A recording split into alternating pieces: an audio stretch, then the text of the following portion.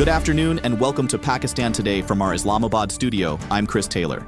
Iranian President Masoud Pezeshkian has called for a united front among Muslim nations and extended what he described as a hand of friendship to help build a new regional security framework. During his one-day official visit to Pakistan, President Pezeshkian held talks with the Pakistani leadership on regional developments, bilateral relations, and future cooperation.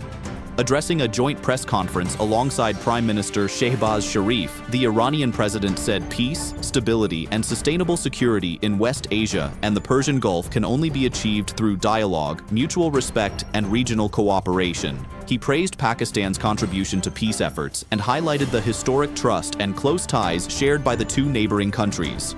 Prime Minister Shehbaz Sharif, meanwhile, clarified that Iran's ballistic missile program is not part of any understanding with the United States. Meanwhile, President Asif Ali Zardari has reaffirmed Pakistan's principled support for Iran's peace, stability, sovereignty, and territorial integrity during a meeting with President Pezeshkian in Islamabad. Discussions at Iwan-e-Sadr focused on regional peace, security, connectivity, and economic cooperation. President Zardari underlined Pakistan's support for dialogue and diplomacy as the preferred means of resolving regional challenges, while the Iranian president thanked Pakistan for its constructive efforts aimed at promoting peace and stability across the region.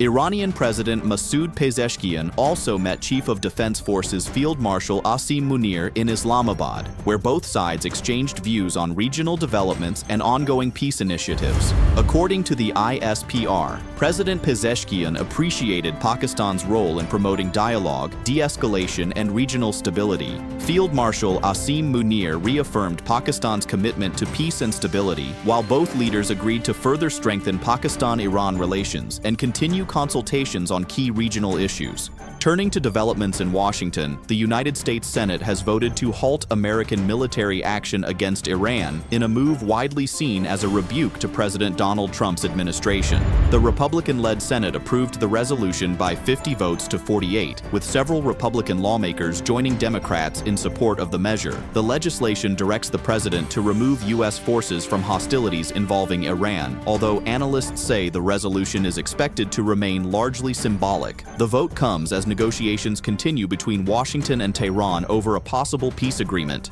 U.S. Secretary of State Marco Rubio has said an end to regional hostilities will remain difficult as long as Iranian-backed groups continue attacks across the region. Speaking on the issue, Rubio accused Iran's allies of launching missiles and drones from Iraq and contributing to wider instability. He stated that lasting peace requires addressing security concerns linked to armed groups, while diplomatic discussions continue between the United States and Iran. U.S. President Donald Trump has meanwhile said inspectors from the International Atomic Energy Agency will visit Iran's damaged nuclear facilities at what he called the appropriate time.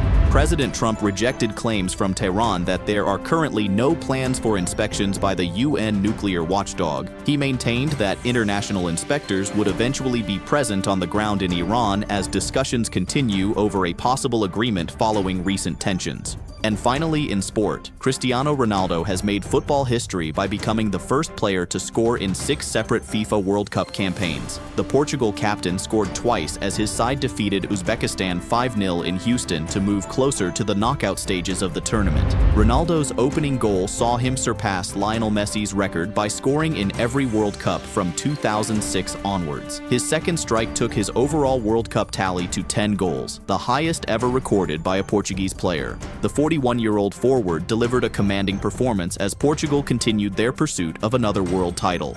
That's all for now. You're watching Pakistan Today. I'm Chris Taylor.